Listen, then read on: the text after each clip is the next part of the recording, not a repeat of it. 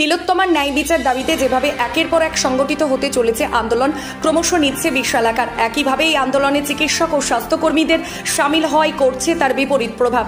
প্রতিনিয়ত একের পর এক রোগীদের বিনা চিকিৎসায় প্রাণ হারানোতে বেড়ে চলেছে মৃত্যু মিছিল।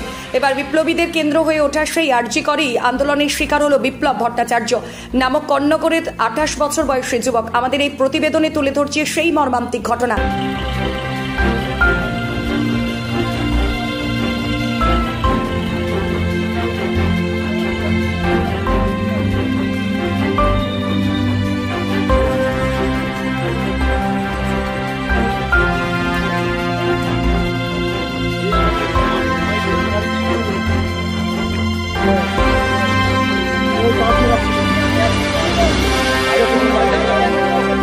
এই ঘটনা নিয়ে যুবকের মৃত্যুর বিচার চেয়ে কি প্রতিক্রিয়া দিলেন শ্রীরামপুরের সাংসদ কল্যাণ বন্দ্যোপাধ্যায়। রোমান্টিক ঘটনা একটা, মায়ের সামনে তো দাঁড়াতে পারছি না। উনি যা বললেন তা তো আরো কষ্টের। ওনার নিয়ে যাওয়ার পর, রাজি করে যাওয়ার পর 2.5 থেকে 3 ঘন্টা কেউ সাহায্য করতে আসেনি।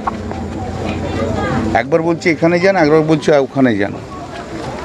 ছিল কে মা আর দিদিমা, দুজনেই বয়স্ক। বলছে ওই রকম পায়ের অবস্থা, তাকে ঠেলে ঠেলে আমরা কি নিয়ে যাব। তারপর কে এসে বলে 106 নম্বর রুমে নিয়ে যান। 106 নম্বর রুমে নিয়ে গেছে, নিয়ে যেয়ে ওখানে একটু ব্যান্ডেজ করে দিয়েছে। তারপর আবার বলছে কোথায় এক্সরে করতে হবে, নিয়ে যান। সেখানে এক্সরে করতে যাই, তখন নাকি তারপরে সেই সময়তে মারা গেছে। তারপরে ডাক্তার এসছে। এর চেয়ে মর্মান্তিক ঘটনা কিছু ঘটতে পারে না। 3 ঘন্টা আনঅ্যাটেন্ডেড। ওনার মাও মানে ছেলেটি যে মারা গেছেন তার মা বলছে, আমাকে যেটা বলেছে সেটা হচ্ছে আমাকে দাদা বিচারটা করে দেবেন, বিচারটা আমার করিয়ে দেবেন। আমার তাদের নেগলিজেন্সের জন্য আমার ছেলের মৃত্যু হয়ে গেল, তার বিচারটা যেন হয়।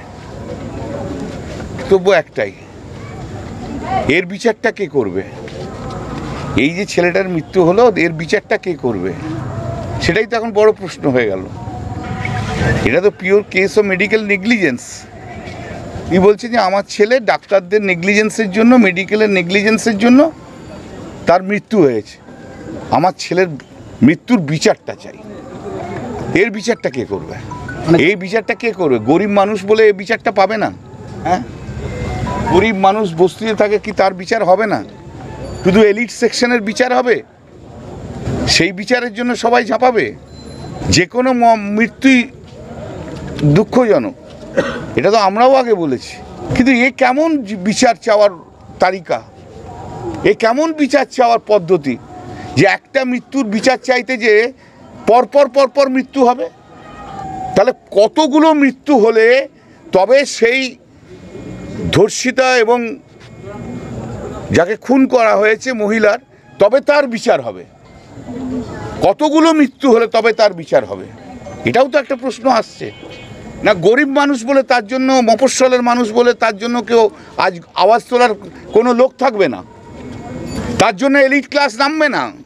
তার জন্য কোনো গায়ক গায়িকা নামবে না? তার জন্য কোনো ফিল্ম আর্টিস্টরা নামবে না? এটা তো সত্যি কথা যে ডাক্তারের নেগলিজেন্সের জন্য আজকে তার মৃত্যু হলো। তাহলে তার বিচারটা কে করবে? তার বিচারটা কারা চাইবে? যদি জাস্টিস ফর আরজি করা হয় কেন, তাহলে জাস্টিস ফর কর্ণগর হবে না? সে গরিব বলে? এই তো দীর্ঘদিন ধরে কত গরিব মেয়ে, একটা গরিব মেয়ে শিডিউল কাস্ট মহিলা ধর্ষণ হলো, কই তার বিচার তো কেউ চাইলো না? তার বিচারটা তো কেউ চাইলো না। কতগুলো মৃত্যু হলে তারপরে তার বিচার হবে 9th আগস্টে, সেটাই একটা বড় প্রশ্ন এসেছে। এর আগে এটা নয়, অনেকগুলো কি করবে এখন? আমরা তো ঘন্টার পর ঘন্টা ধরে সকালবেলা থেকে গিয়ে বসে রয়েছি। সকালবেলা এখান থেকে গেছি থানার কাজ করে, তারপরে শিয়ালদা কোর্টের থেকে সবার লাস্টে আমাদেরটা হলো। কি করবো? বলছে ভিডিওগ্রাফি হবে, সম্পূর্ণ ভিডিওগ্রাফি করতে হবে, দেরি হবে। দাঁড়িয়ে রয়েছি, কি করবো? ওখানে যা সিস্টেম, তার বিরুদ্ধে আমার গিয়ে তো লাভ নেই। যা বলেছে যতক্ষণ ধৈর্যের চূড়ান্ত পরীক্ষা আমরা দিয়েছি, এটা সম্পূর্ণ মিথ্যা কথা। আমি ওর মার সঙ্গে কথা বলেছি, ওর মা পরিষ্কার বলেছে যে মেডিকেল কলেজে নিয়ে যেতে বলেনি, আরজি করে নিয়ে যেতে বলেছে। এটা মিথ্যা কথা। যে বা যারা রটাচ্ছে এটা সম্পূর্ণ মিথ্যা কথা। দু নম্বর হচ্ছে, প্রথম কথা, সরকারি হাসপাতাল থেকে কোনো দিন কোনো মেনশন করে লিখে দেওয়া হয় না যে অমুক সরকারি হাসপাতালে নিয়ে যাও।